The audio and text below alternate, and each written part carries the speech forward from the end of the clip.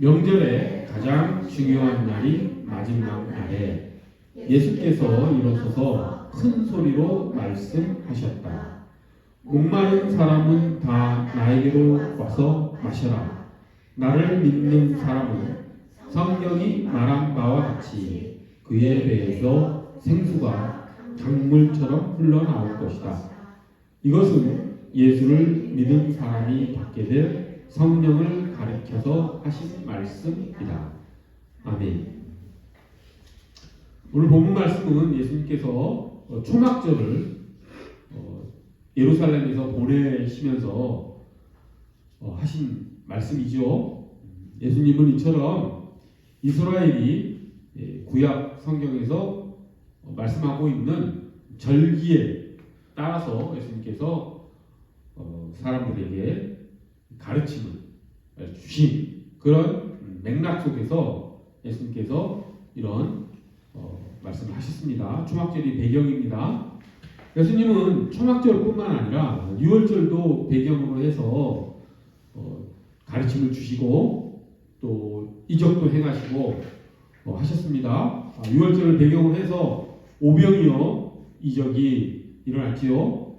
또 유월절을 배경으로 해서 예수님께서는 제자들과 최후의 만찬을 하시고 또 유월절 어린 양을 잡는 그 시각에 또 예수님께서 십자가에 못 박혀 돌아가셨습니다. 그와 마찬가지로 오늘 본문 말씀도 예수님께서 초막절이라고 하는 그런 절기에 지금 예수님께서 이 말씀을 하신 것입니다. 그러면 예수님께서 아무런 그 랜덤하게 어떤 날에 어떤 일을 행하신 것이 아니라 절기에 맞춰서 어떤 가르침을 주시고 이적을 행하시고 하신 이유가 무엇일까요? 예수님께서는 절대로 허탄하게 이렇게 행동하시고 말씀하시는 분이 아니죠. 그렇다고 한다면 예수님께서 유월절이나 초막절 이렇게 유대 절기에 맞춰서 어떤 말씀을 주시고 이적을 행하시고 하신 것에는 이유가 있는 것입니다. 그 이유는 무엇이냐면 과거에 있었던 하나님, 즉 이스라엘에는 이제 아브라함부터 자기 조상을 하나님께서 보호하시고 그 이스라엘 민족을 형성하시고 또 이집트에서 이스라엘을 구출하시고 하는 그런 역사를 가지고 있죠. 그런 성경에 나오는 하나님, 역사에 실존하셨던 하나님이 지금 우리의 하나님이시다 라고 하는 것을 당시 사람들에게 그리고 우리에게 확연하게 보여주시기 위해서 지금 절기를 바탕으로 하는 말씀을 주셨다라고 하는 것입니다. 그저 기독교가 다른 종교나 사상과 다른 점 중에 하나는 무엇이냐면 기독교는 그저 관념에 따라 어떤 우리의 생각을 정리한 그런 종교가 아니고 또 그리스 로마 신화처럼 이렇게 신화, 어떤 이야기, 전설 이런 것처럼 역사에 존재하지 않았던 어떤 존재들을 상상 속에서 만들어낸 그런 종교가 아니라 실제 이 지구 안에서 있었던 그런 역사적 사실을 바탕으로 해서 하나님께서 행동하시고 또 예수님께서 이 땅에 오셨고 한 것을 바탕으로 해서 우리에게 진리를, 가르침을 우리에게 주셨다라고 하는 점이 다른 종교와 사상과는 확연히 다릅니다. 그런 측면에서 예수님께서 지금 초막절이라고 하는 실제로 과거에 하나님께서 이스라엘 백성을 이집트에서 탈출해 내신 이후에 그 40여 년 광야 생활 동안에 이스라엘이 초막을 짓고 살았던 그 시절을 기념하기 위해서 초막절을 지낸 것이지 않습니까? 그러니까 초막절에 당연히 이스라엘 사람들은 과거 이 당시 예수님으로부터 약 1500년 전, 지금으로부터는 3500년 전에 하나님께서 이스라엘 백성에 하셨던 그 역사적 사실, 그 하나님의 은혜, 하나님의 보호하심을 배경으로 해서 지금 이 말씀을 하셨다라고 하는 것입니다. 그저 허공에 붕 뜬 관념적인 어떤 전설이나 민담, 신화를 가지고 예수님께서는 말씀을 하신 게 아니라고 하는 것입니다. 그렇게 실존했던, 실제하셨던, 그리고 역사에서 활동하셨던 그 하나님이 당시 이스라엘 백성들을 또한 보호하시고 이끌어 가신다. 그리고 이 예배 가운데 있는 우리도 그 하나님께서 보호하시고 우리를 이끌어 가신다 라고 하는 그런 마음을 가지고 우리가 이 본문 말씀을 듣고 오늘 하나님께서 전해주시는 그 말씀들을 우리가 받아들이기를 간절히 소원합니다. 초막절은 조금 말씀드렸지만 초막이 이제 장막, 텐트 그런 뜻이죠. 이스라엘이 이집트로부터 탈출한 다음에 40여 년간 이동 생활을 해야 됐기 때문에 정착을 하지 못했기 때문에 고정된 집을 짓지 못했죠. 그래서 텐트를 치고 초막을 짓고 살았습니다. 그래서 이 초막절은 그때 광야 생활을 기념하기 위해서 이 초막절이 되면 이제 일주일간 또 마지막 날까지 한번 8일간 이제 초막절을 지내게 되는데 실제로 이 초막절이 되면 이스라엘 사람들은 자기 집에서 나와서 길거리에 초막을 짓고 예루살렘 근방에 초막을 짓고 거기에서 생활하면서 이 초막 절기를 지냈습니다. 오늘날 이스라엘에 가봐도 마찬가지입니다. 오늘날 이스라엘 사람들이 공원에다가 텐트를 치고 또 공원에 텐트 칠 곳이 없으면 자기 집 아파트면 베란다라도 초막을 치고 이 초막절 절기를 지키는 것이지요. 그 이유는 말씀드렸듯이 40여 년 광야 생활 동안에 하나님께서 이스라엘 백성을 보호하시고 인도하셨다라고 하는 것을 기억하고 그리고 그것을 기념하며 그리고 하나님께서 그렇게 보호하시고 인도해 주심에 감사하기 위해서 자신들의 연약함을 하나님께서 아시고 그 40여 년 광야 생활 동안에 하나님께서 인도해 주셨음을 기념하는 그런 절기가 초막절인 것이죠. 특별히 이 초막절은 또 추수감사의 의미도 있습니다.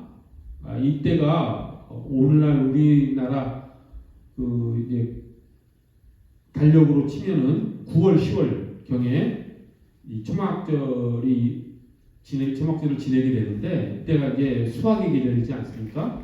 그래서 추수감사의 의미도 이 초막절에는 있는 것이지요. 그리고 이 초막절에는 또 어떤 의미를 가지고 하나님께 나아가냐면 이스라엘 사람들이 이제 한번 수확을 하고 나서 이제 겨울비를 심는데 그때 이제 타종을 하고 씨앗을 심으면 무엇이 필요합니까?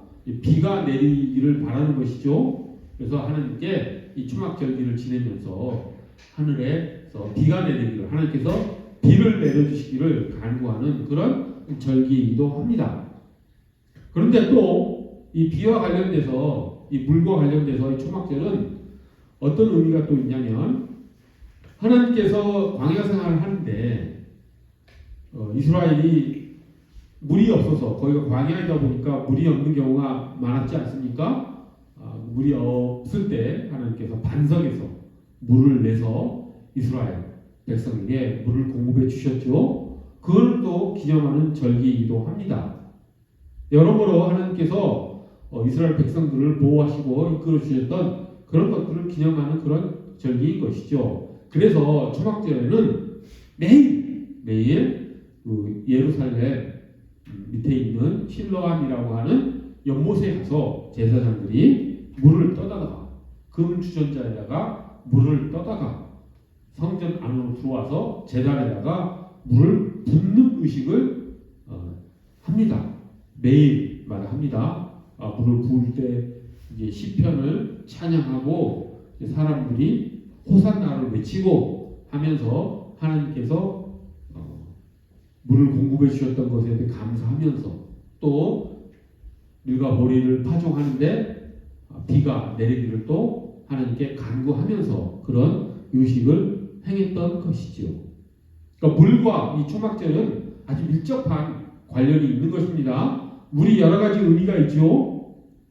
이스라엘이 광야 생활할 때 하나님께서 반석에서 내주셨던 그 은혜의 물을 상징을 하고, 또 이제 서로 파종을 하는데 씨를 뿌리는데 하나님께서 비를 내려주시기를 간구하는 그런 의미도 물이 가지고 있고, 또 오늘 본문에서 확인해 봤듯이 또 물은 무슨 의미가 있습니까? 마지막에 이렇게 되어 있지요. 본문에 보면 이것은 예수를 믿는 사람이 받게 될 성령을 가리켜서 하신 말씀이다. 이렇게 성경 본문에 나와 있지 않습니까? 그러니까 물은 또 성령님을 상징한다고 성경에 분명히 나와 있습니다.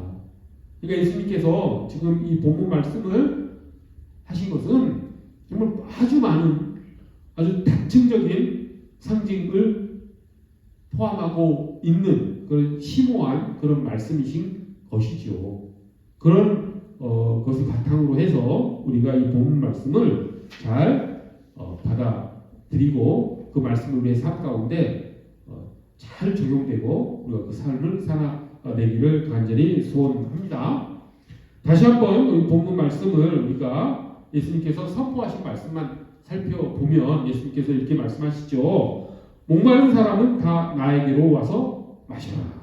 나를 믿는 사람은 성경이 말한 바와 같이 그의 배에서 생수가 강물처럼 흘러나올 것이다. 이렇게 말씀하지 않으셨습니까?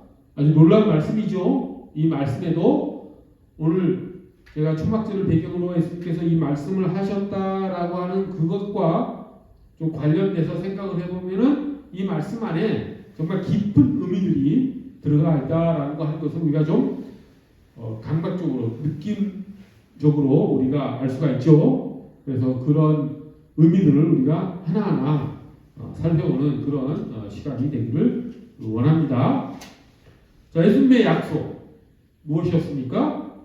우리 안에서 생수의 강이 흘러나오게 하실 것이라고 하는 이 말씀을 우리가 아주 소망적으로 받아들일 수 있죠. 그것이 단순히 어떤 감각적인 그리고 어떤 상징으로만 끝나는 것이 아니라 커다란 소망을 우리에게 주는 말씀입니다. 그 말씀이 무엇인지 이제 오늘 설교 후반부에 또 우리가 밝혀볼 텐데, 이 소망의 말씀, 우리 안에 성령의 강물이 생수의 강물이 흘러 나올 것이다 라고 하는 이 예수님의 선포가 우리의 삶 가운데 일어나기 위해서 먼저 예수님께서 우리에게 명령하신 게 있죠. 그것이 무엇입니까? 목마른 사람은 다 내게로 와서 마셔라 라고 말씀하셨죠. 예수님께 와서 마시라고 하는 명령이 있었습니다. 그런데 예수님께 가서 우리가 마시기 위해서는 어떻게 해야 되겠습니까? 예수님께서 누구에게 오라고 하셨죠? 목마른 사람에게 오라고 하셨습니다. 즉 우리는 예수님께 가서 예수님께서 우리에게 공급해 주시는 생수를 우리가 마시기 위해서는 우리가 어떻게 해야 됩니까? 목마른 상태인 것을 알아야 된다라고 하는 것이죠. 아, 내가 목마르구나. 이 목마름을 예수님께 가서 해결받아야 되겠구나 라고 하는 자각이 있어야지 이제 우리가 우리 안에 성령의 강물이 흘러나오는 그런 복을, 축복을 우리가 받게 된다고 하는 것이죠. 갈증을 우리가 느낄 줄 알아야 된다고 하는 것입니다. 사실상 우리 몸도 갈증을 느끼지 못하면 우리 몸이 심각한 병에 걸리는 걸 다 알고 있습니다. 갈증이 일어난 것을 우리가 인식했을 때는 이미 몸에는 탈수가 일어난 상태인 것이죠. 그래서 갈증이 일어난다는 것을 일찍 눈치채고 물을 우리가 마셔야지만 우리가 건강하게 지낼 수 있습니다. 이와 마찬가지로 우리의 삶도 똑같다라고 하는 것이죠. 우리가 우리의 삶 속에서 우리가 갈증을 느끼는 목마른 상태에 있구나 라고 하는 것을 우리가 자각을 해야지 우리가 예수님께 나갈 수 있다라고 하는 것이죠. 그래야지 예수님께서 주시는 생수를 마실 수 있는 것입니다. 그러면 우리가 삶 속에서 느끼는 목마름, 갈 길이 무엇이겠습니까? 그것은 세상에서 우리에게 줄 수 없는, 세상의 그 어떤 것으로도 우리가 만족할 수 없는 것에 대한 갈망이겠지요. 그 세상 사람들은 그것을 알지 못합니다. 그냥 막연하게만 합니다. 세상 사람들에게는 그것이 어떻게 나타나냐면 불안의 형태로 나타납니다. 현대 심리학을 창시한 프로이드라고 하는 분도 인간 심리 가장 밑바닥에 있는 기본 심리가 무엇이냐고 했냐면 불안으로 왔습니다. 사람이 아무리 권력이 아주 많고 재산이 많고 명예가 아주 높고 인기가 많다 하더라도 오히려 권력과 명예와 인기와 돈이 많으면 많을수록 그 밑바닥 심리에는 불안이 있는 것이죠. 근데 세상 사람들은 그 불안이 올라온 것을 대단히 두려워합니다. 아주 무서워하죠. 그래서 그 불안이 자기 삶을 좌우하지 못하도록 더욱더 성공에 집착하지요. 더 권력을 잡기 위해서, 더 많은 돈을 벌기 위해서, 그럼으로써 자기 밑바탕에 있는 불안이 올라오지 않도록 예를 쓰며 삽니다. 무의식적으로 그렇게 행동을 하지요. 하지만 그리스도인들은 그런 불안을 하나님을 향한 무엇으로? 갈망으로, 소망으로 승화시키는 사람들이죠. 그것이 바로 우리가 삶에서 갈증을 느낀다라고 하는 것입니다. 어제 친구 부친이 이제 소천을 하셔서 장례식장에 다녀왔는데, 그러다 보니 자연스럽게 예수님을 믿지 않은 친구들과 대화를 많이 하게 되었습니다. 그런데 그 친구들 이야기를 잘 들어보니까 다들 이제 더 나이가 들었을 때 어떻게 할 것인가에 대한 이런 것을 주제로 해서 많이 얘기들을 하더라고요. 그리고 그들이 가장 믿는 것은 돈이었습니다. 연금이라든지 또 자기 집 가격이라든지 또 투자해놓은 주식 뭐 이런 것들을 통해서 자신의 노년의 삶에 어떤 불안함을 해결하려고 하는 그런 이야기들을 하더라고요. 하지만 우리 그리스도인들은 어떻습니까? 그것으로 과연 해결될 수 있을까요? 그래서 제가 조용히 한마디 해봤습니다. 그렇게 해서 노년이 풍요롭게 지낸다고 합시다. 그러면 80이 되고 90이 되고 100세가 되고 그리고 죽은 다음의 삶은 어떻게 할 것이냐라고 한번 슬쩍 얘기를 했더니 그냥 관심이 없는 것이죠. 세상 사람들은 그 부분에 대해서는 아예 관심이 없습니다. 참 어떻게 보면 어리석은 일이겠죠. 젊을수록 더 그런 느낌이 없을 수 있지만 궁극적인 차원에서 우리가 삶을 바라본다면 그 부분도 우리가 놓치고 갈 수는 없죠.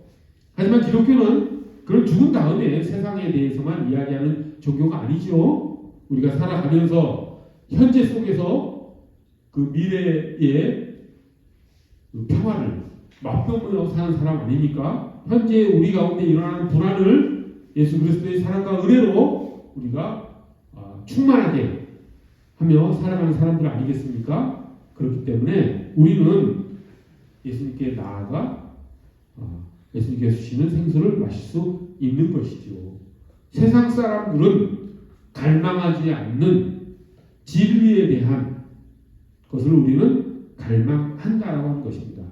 이 갈망이 일어나기 전에는 예수님께 결코 나아갈 수 없다라고 하는 것이죠. 제가 젊었을 때는 이 갈망이 제 삶에 밑바탕을 계속 이루고 있었습니다. 그 갈망은 사람마다 다 다르지만 제게는 어떤 형태로 다가왔었냐면 가로수가 양옆으로 쭉 뻗어 있는 길, 그 길을 보면 이상하게 제 마음에는 저 가로수 끝에는 무언가 있을 것 같다 라고 하는 그런 어떤 동경, 그런 마음들이 계속 있었죠. 그래서 주말이 되면은 뭔가 좋은 일이 생길 것이다 라고 하는 그런 갈망. 그런데 실제로 주말이 되고 또 그 가로수길을 걸어서 그 끝을 가보고 무엇을 하더라도 그 갈망이 채워지지 않았던 그런 젊은 시절이 있었습니다. 그것이 무엇이겠습니까? 하나님을 향한 갈망이었던 것이죠. 하나님 외에는 채워질 수 없는 갈망이었는데 젊은 시절에는 그것을 모르고 다른 것을 찾아 그 갈망을 만족하려고 살았던 그런 때가 있었습니다. 제가 말씀드리고자 하는 것은 그런 갈망, 그런 목마름, 그런 갈증을 우리가 인식하지 못하면 우리가 예수님께 절대로 나아가지 못한다라고 하는 것이죠. 그래서 오늘 예수님께서도 목마른 사람은 다 내게로 오라라고 말씀하신 것입니다. 우리가 정직하게 내 안에 내 모습을 바라보고 내 마음을 성찰하고 삶 속에서 나의 여러 가지 것들을 바라보면 내가 진정으로 원하는 것, 나의 이 불안함과 나의 어떤 갈망을 그리고 나의 어떤 동경을 채워줄 수 있는 분은 오직 하나님이다라고 하는 것을 우리가 깨닫게 되는 때가 있지요. 그런 마음을 가지고 하나님께 나아가기를 간절히 원합니다. 그것을 신학적인 단어로는 회개라고 합니다. 회개가 무엇입니까? 세상 속에서 방황하던 사람이 돌아서서 하나님께 나아가는 것, 그것이 회개 아니겠습니까? 회개는 단지 자기의 죄를 슬퍼하는 감정적인 것이 아니고 그거 플러스 자기의 죄를 자각하고 그것을 혐오스럽게 생각하며 그것을 슬퍼하고 반성하는 것을 넘어서서 하나님께 자기의 시선을 두는 것, 그것이 진정한 회개이지요. 그렇기 때문에 프랜시스 셰퍼라고 하는 학자는 회개는 눈물 한 방울 흘리지 않고도 할 수 있다라고 말했던 것입니다. 회개에서 중요한 것은 슬픈 감정보다 더 중요한 것은 우리의 시선을 하나님께로 향하는 것이라고 하는 것이지요. 그래서 예수님께서 목마른 사람은 다 내게로 오라라고 하는 그 말씀은 회개하라라고 하는 말씀이죠. 예수님께서 공생애를 시작하시면서 처음 선포하셨던 말씀이 무엇입니까? 회개하라이지 않았습니까? 회개하라, 하나님 나라가 가까이 왔느니라라고 예수님께서 말씀하셨죠. 그 말씀과 같은 의미를 가진 말씀이 목마른 사람은 다 내게로 와라라고 하는 말씀인 것이죠. 그래서 우리가 이런 관점에서 마태복음 5장 8복이라고 하는 구절이 있죠. 마태복음 5장에 보면 마음이 가난한 사람은 복이 있다 이렇게 되어 있죠. 그 의미가 무엇인지가 조금 더 실감나게 다가오죠. 마음이 가난하다는 게 무엇이겠습니까? 자기가 세상의 것으로는 충족될 수 없는 뭔가가 있다. 내게는 갈망이 있다. 나는 목마르다. 라고 하는 것을 자각하는 것이 마음이 가난한 것이지요. 그래서 결국 또 팔복의 네 번째에 보면은 의에 줄이고 목마른 사람이랄 또 이야기도 나오지 않습니까? 이처럼 그리스도인들은 항상 하나님을 향한 갈망, 하나님을 향한 타는 목마름을 가지고 살아가는 사람일 것이죠. 그런 마음을 가지고 하나님께 나아가는 우리 모두가 되기를, 세상 것에 눈이 멀어서 우리의 감각이 취해서 하나님께 향해야 될 우리의 시선이 흐트러지지 않도록 진정한 하나님을 향한 회개의 삶을 살아가는 우리 모두가 되기를 간절히 소원합니다. 자, 예수님께서는 우리에게 목마른 사람 오라라고 말씀하신 다음에 이제 뭐라고 말씀하십니까? 마시라고 말씀하시죠. 그렇습니다. 우리는 예수님께서 주시는 생수를 마셔야 합니다. 그러면은 우리가 마신다라고 하는 것의 영적 의미, 그것의 진정한 의미, 심오한 의미는 무엇인지 또 살펴봐야 되겠죠. 자, 우리가 어떻게 하면은 예수께서 주시는 생수를 마실 수 있겠습니까? 우리가 요한복음 4장에 나오는 사마리아 여인처럼 우리가 그 물이 진짜 그냥 육신의 목마름을 해결해주는 그런 물인 줄 알고 그런 물이 있다면 제게 예수님 주셔서 제가 다시는 목마르지 않도록 해주십시오. 다시는 물 기르지 않도록 그 물을 제게 주십시오. 라고 이런 어리석은 말을 하는 게 아니어야 되겠죠. 진정으로 예수께서 주시는 물을 우리가 마신다는 하는 의미가 무엇인지 우리가 깨닫고 그 물을 마셔야 되겠죠. 그럼 우리가 그 물을 어떻게 마시느냐? 예수께서 주시는 그 생수를 우리가 어떻게 마시느냐라고 하는 것을 우리가 알아야 된다는 것입니다. 자, 예수님께서 주시는 생수를 아주 잘 들킨 분이 한 분 있습니다. 예수님께서 풍성하게 부어주는 그 생수를 마음껏 들켜서 온 세상 사람들에게 그 예수님께서 주시는 생수를 마신 것을 책으로도 보내고 많은 사람들이 그 책을 읽고 감명을 받아 예수님께서 주시는 물을 마시는 것이 바로 이런 것이다 라고 하는 것을 알게 해준 한 분이 계셨지요. 그분은 17세기 프랑스의 수호사였습니다. 로렌스 형제라고 하는 분이었죠. 근데 그분은 젊었을 때 이제 전쟁에 먹고 살기 위해서 직업을 군인으로 하다 보니까 30년 전쟁에도 나가고 여러 전쟁에 나가서 활동했던 그런 사람입니다. 그러다가 전쟁에서 크게 다쳐서 다리를 절게 되고 그런 과정 속에서 또 하나님을 향한 큰 갈망을 갖게 돼서 결국 20대 중후반에 수도원에 들어가게 되죠. 그런데 그 로렌스 형제는 군인으로서 젊은 시절을 보냈기 때문에 배움이 짧았습니다. 학식이 없었죠. 그렇기 때문에 수도원에 살 수 있는 일이라고는 허드렛 일. 그래서 처음 들어간 곳이 어디였냐면 주방이었습니다. 그래서 주방에서 수도사들, 다른 수도사를 위한 일을 하던 그런 수도사였던 것이죠. 그러다가 한 15년 정도 주방 일을 하다가 이제는 그 일도 다리가 이제 더 절개돼서 할 수 없어서 그 다음에는 이제 구두 수선하는 신발을 수선하는 그런 일을 하게 된 그런 수도사였습니다. 하지만 이 로렌스 수사는 정말 하나님께서 주시는 예수님께서 공급해 주시는 그 생수를 마음껏 마시는 분이었기 때문에 그분의 생애가 삶이 소문이 퍼져나가죠. 그래서 온 프랑스에 다 퍼져나갑니다.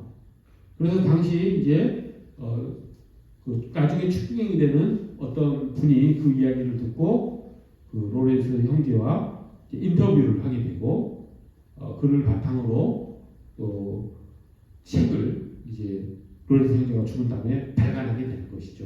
그 책 이름이 하나님의 임재 연습이라고 하는 책입니다.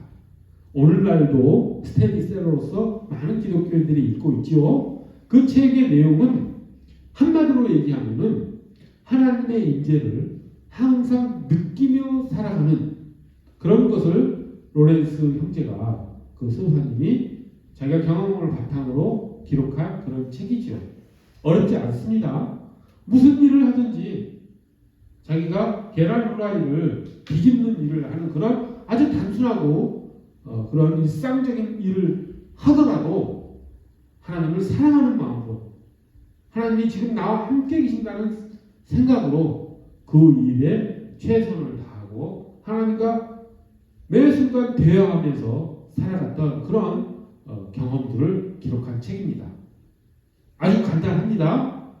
자, 이제 예수님께서 우리에게 말씀하신 예수님께서 우리에게 주시겠다고 하는 그 물을 우리가 마시는 방법에 대해서 말씀을 드렸습니다. 그것이 무엇입니까?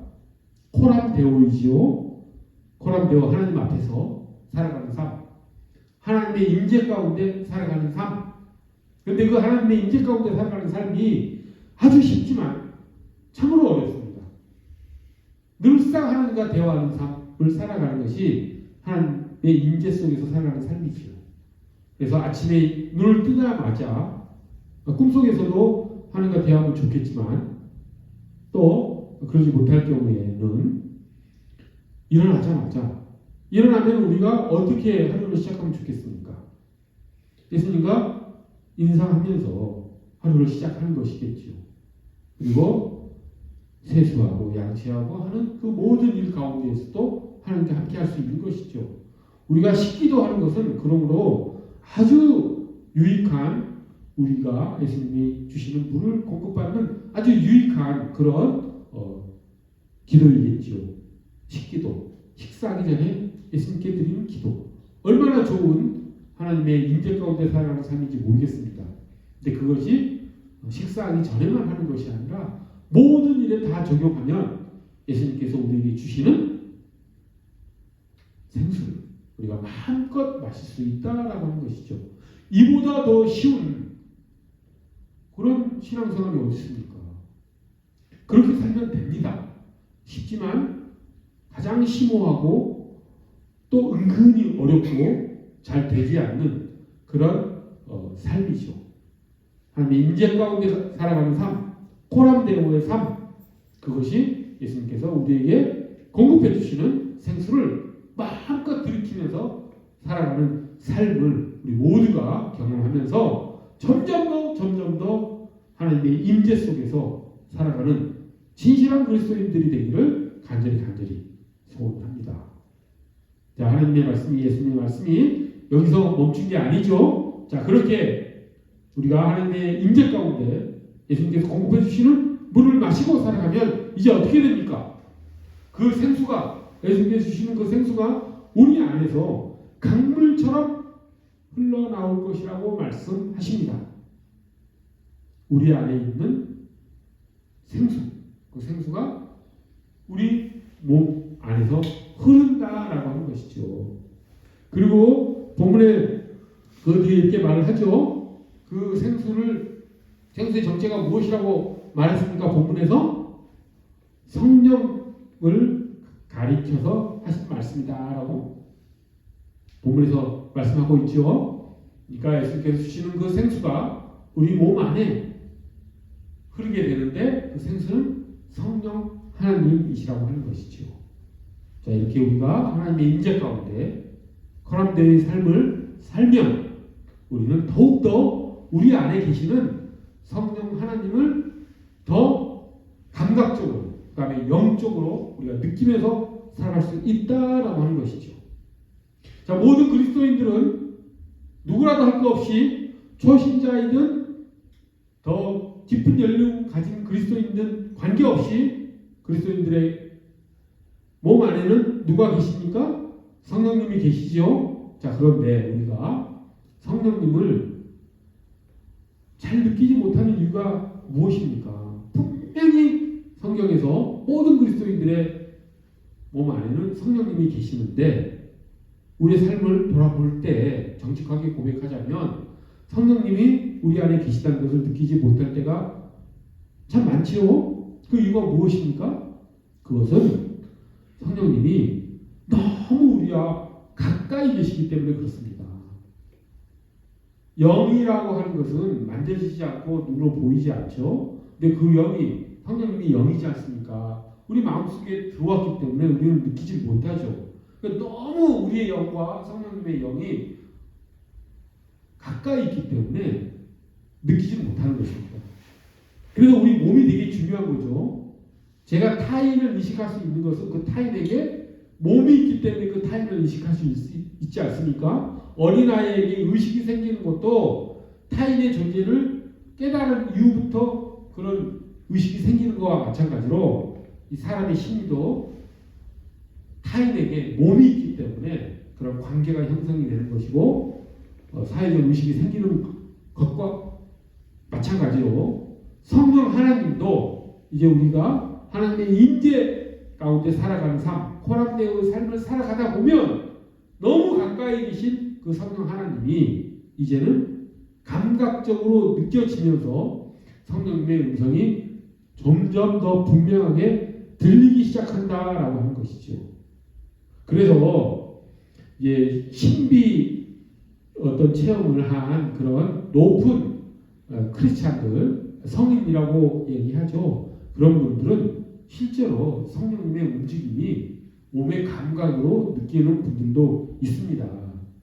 그래서 우리가 그냥 이상한 소리로 신비주의로 내버려 둘 것이 아니라 그런 분들도 있다. 하나님은 다양하게 역사하시기 때문에 그렇게도 성령님에 대한 인식을 가질 수 있다라고 하는 것을 인정을 하고 우리가 그 차원으로까지 올라가지 못하더라도 그런 신비 체험을 못하더라도 우리는 성령님의 음성을 들을 수는 있지 않습니까? 근데 이제 우리가 그 구별을 못하죠. 성령님이 우리에게 말씀을 하시면 그게 성령님의 음성인지 아니면 내 생각인지 이걸 구별을 하지 못하기 때문에 우리가 성령님의 음성에 순종하지 못하는 경우가 많이 있지 않습니까? 그것을 점점점 구별할 수 있게 된다라고 하는 것이죠. 그것이 본문에 우리 안에 생수가 흘러갈 것이다. 흘러나갈 것이다. 라고 하는 말씀의 의미 중에 하나가 되는 것이죠. 성령님의 음성과 나의 생각이 분리되기 시작하면서 성령님의 음성이 들리기 시작하는 것. 그것이 생수가 흘러가는 것을 우리가 깨닫게 되는 그런 것이 한 종류라고 하는 것입니다. 그 정도만 되더라도 아주 성숙한 그리스도인이겠지요. 그 정도만 되더라도 성령의 음성을 듣는 그런 신앙생활만 하더라도 우리가 하나님의 말씀에 순종하는 그런 삶을 살기가 훨씬 수월해질 것입니다. 세상 사람들은 어떻습니까? 모르죠. 아예 모르죠. 성령님이 우리에게 하시는 말씀을. 그들에게는 아직 성령님이 내주하지 않으셨기 때문에 그렇죠. 하지만 우리 그리스도인들에게는 성령님께서 내주하십니다. 우리 몸 안에 계십니다. 그런데 우리가 그것을 의식하지 못하고 살 때가 너무나 많죠. 이제 우리 하나님의 임재 가운데 사는 삶, 코란도의 삶, 예수님께서 주시는 생수를 공급받는 삶, 그것을 들이키는 삶, 마시는 삶을 통해서 점점 더 우리 안에 계시는 성령님의 움직임을 우리가 감각적으로 뿐만 아니라 영적으로도 느끼며 그 음성을 들으며 그 음성에 순종하는 그런 삶을 살아갔으면 정말 좋겠습니다. 그렇게 살아갔을 때 우리가 하나님께서 우리에게 마련해 주신 하나님 나라 안에서의 모든 충만함을 모든 축복을 우리가 마음껏 누리며 살아가는 그런 삶으로 나아가는 것이죠. 오늘 예수님께서 우리에게 하신 말씀에 이런 의미들이 있었다라고 하는 것, 그걸 우리가 잘 받아들여서 예수님의 이 말씀이 우리의 삶에 하나의 여정이 되기를, 그런 삶이 우리 삶 가운데 사라지기를 간절히 소원합니다. 목마른 사람은 다 내게로 와서 마셔라.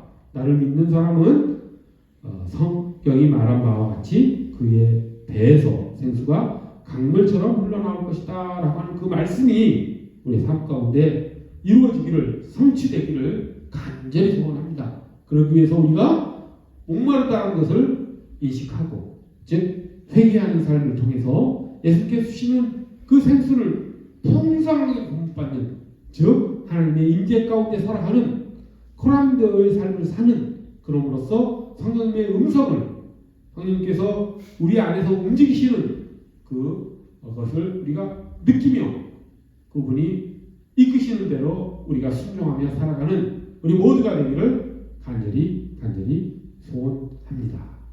기도하겠습니다. 거룩하고 자비로우신 하나님 아버지, 주님께서 오늘 말씀하셨습니다.